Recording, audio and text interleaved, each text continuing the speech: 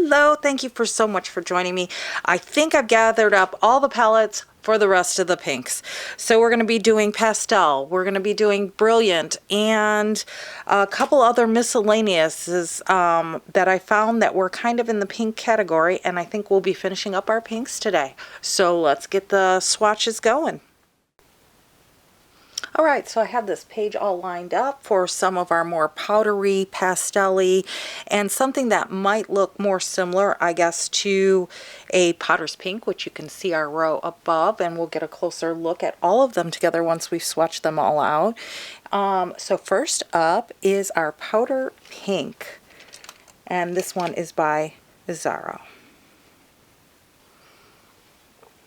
It's made out of PW6 :1 and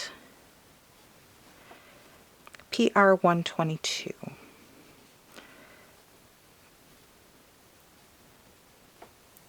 think the tape wasn't completely down. I always have to make a mistake.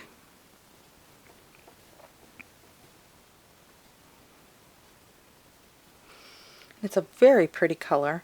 It does have kind of a muted, more violet undertone to it.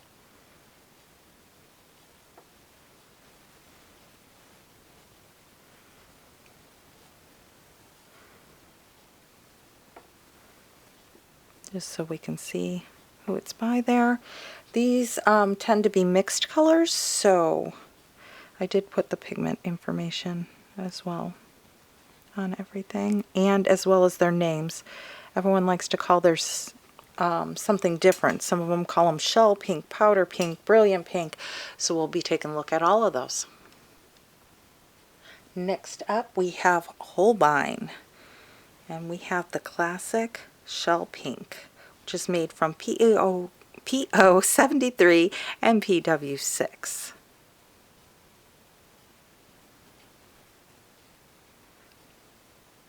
Lots of people love this color. I think you could have more than 2 pinks on a palette if you really like pink. Some of these are so very different.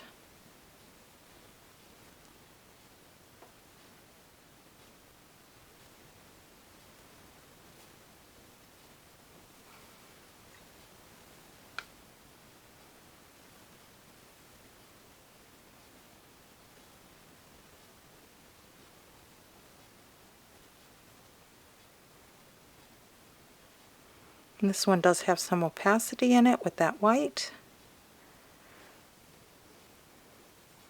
but a lovely pale pink.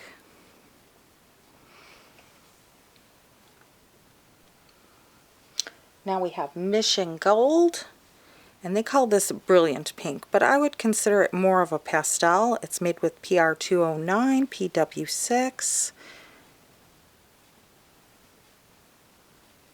And it is very pink. When you think of the kind of bright, I guess like pig pink, is that even a thing? But you know how like their paws in cartoons are always so like that bright pink? I would say this is definitely that color.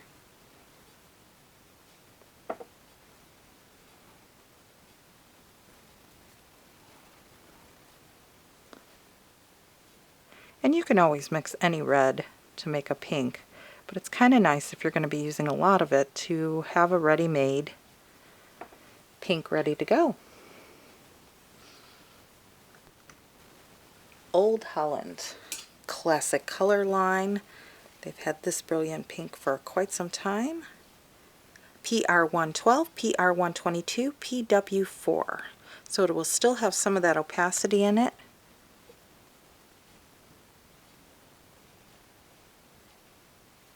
It's a little bit of a brighter pink.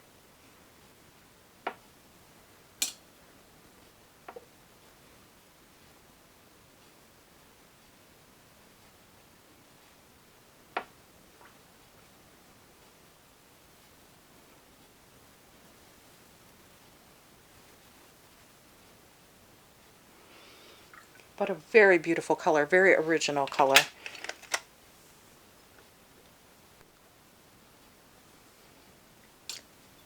Now we go into Brilliant Pink by Michael Harding.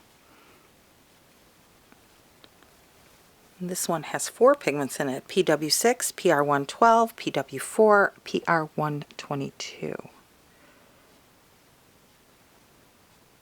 And I think this one's even more vibrant than the one next to it, but it has a softer feel to it.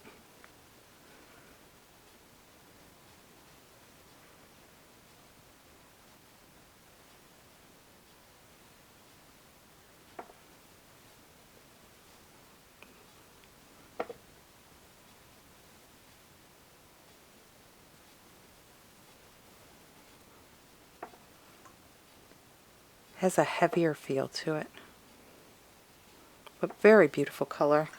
They're all so different. Our next up is a handmade color by Icar Creations, and this one's called Coral, but I really think it looks more in the pink range, or very close to something like that powdered pink.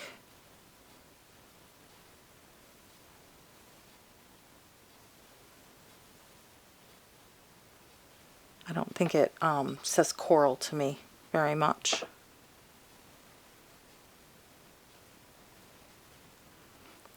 And I'm using Saunders Waterford hot pressed paper. I make granulating colors have to work for it.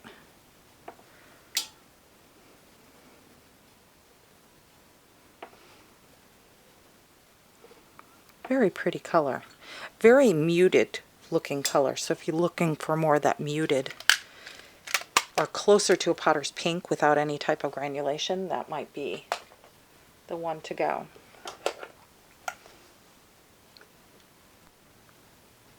And next is our other handmade watercolor paint. Actually, we've got a couple in this. And this is Classic Velvet by Essie. And hopefully I'm saying the company's names right.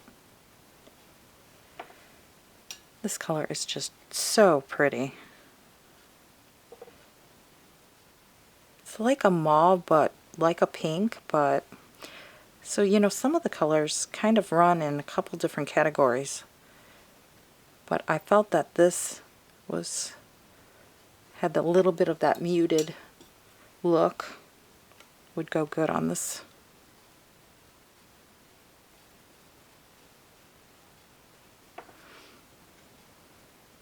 Very pretty. And we couldn't have a pink layout without Petra Rose by A. Gallo. It is a very gorgeous color.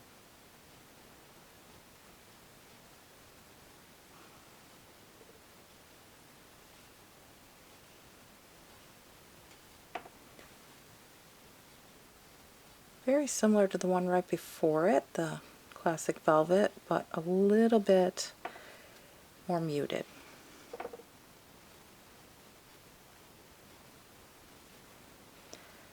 And this has PR233, PV19, and PV16 in it.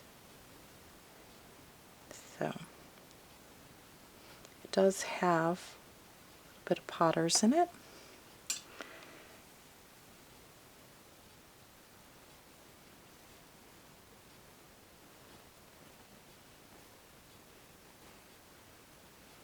It is a really gorgeous color.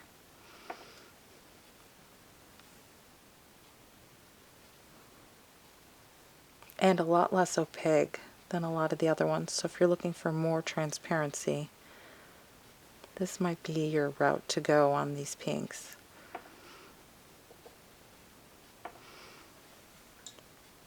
Very beautiful.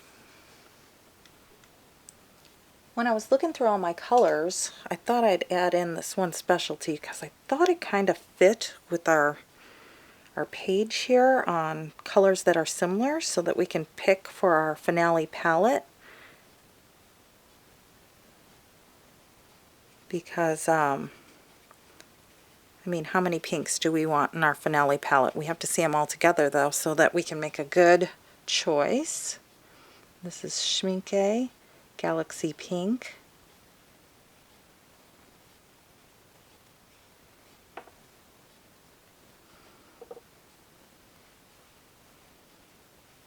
It has a little bit more potency to it.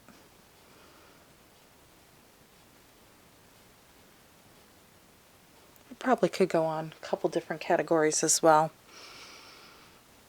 Alright, now we're going to go and take a look at our little guest star here. I wasn't sure if this was a little more purpley or a little more pinky or a little more this or that. It's by Deep Deep Light and it's called Cherry Blossom. That's why I kind of put it as a little guest star here. I think it's a little more purpley, but it still has that kind of pink feel to it, or dusky kind of pink feel to it. So I thought we'd pop it in there just so we could see it in comparison. Deep Deep Light makes some beautiful colors.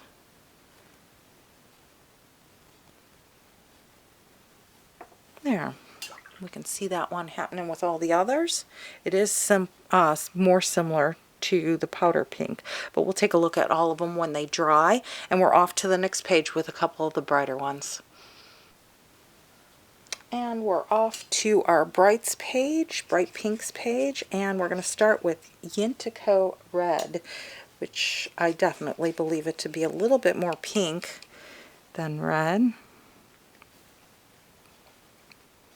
Although this one looks like it could have gone on the other page with the more muted ones, and one of those could have come over here, but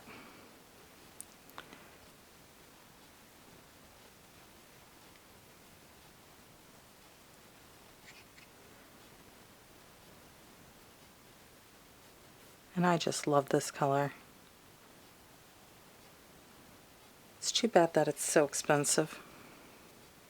I think it's the most expensive color I have. But really, really pretty and granulating. And our last is called Red Tint by Da Vinci with PR204 and PW6. And it just feels very pink to me.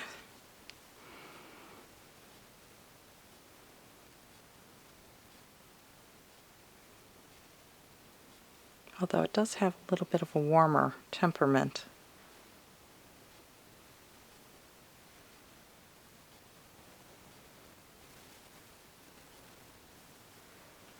But still very, very bright. Okay, let's see all those when they're dry and take a look and compare. They're all dry, got the tape off, so let's have a closer look. And I did put in the red tint over here just to see it in comparison to the Michael Harding. And it is a little bit more muted, so it could basically go on either page as a bright pink or more of a muted pink. And then here it is with the Potters. So that'll be all the muted type pink tones, Potters being a lot more muted than these, but some of these being a little bit more similar, I would say. This has a little bit more purple into it. This is fairly close to a couple of those without the granulation, as well as this one and this one.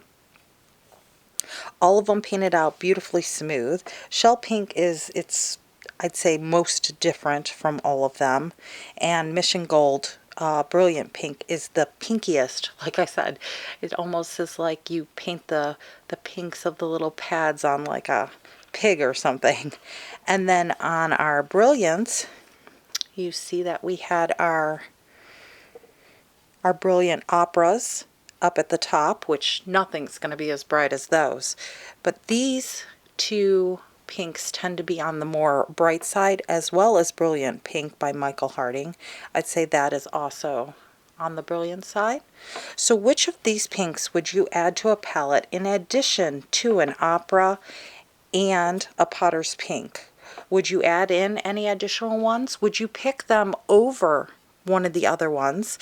Or would you think that we could actually have maybe two of these additional pinks in addition to a Potter's and an opera? So how many pinks would you put in a palette? How, that's a tongue twister. How many pinks would you put in a palette? Wow. So we're going to continue on. We've done all our pinks now, and we're going to continue on into the reds soon. So please subscribe if you want to see some red comparisons. We're going to have these colors battle it out and compare them all right next to one another. And we're going to make, out of all your votes in the comments, a palette that we've all picked by your votes. Whoever has the most votes is the ones that get in. And then we will add in these extra ones, and we'll come up with probably a good 50 to 60 color palette that is just, oh my goodness, we made this, and we're going to see if it looks any good. So I'll see you in the next one. Thank you so much. Bye-bye.